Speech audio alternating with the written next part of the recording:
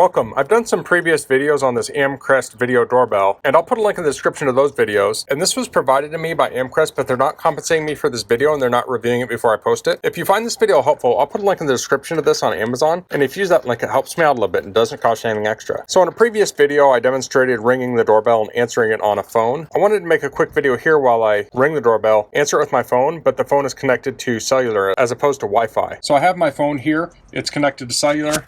I'll ring the doorbell, and then we can see the latency. There we go.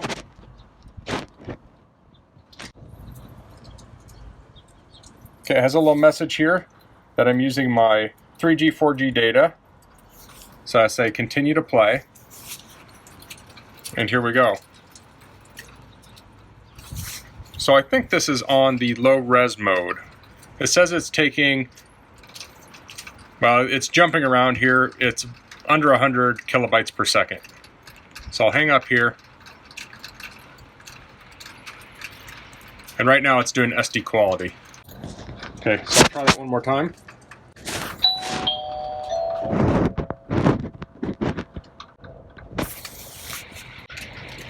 There we go. Pretty fast.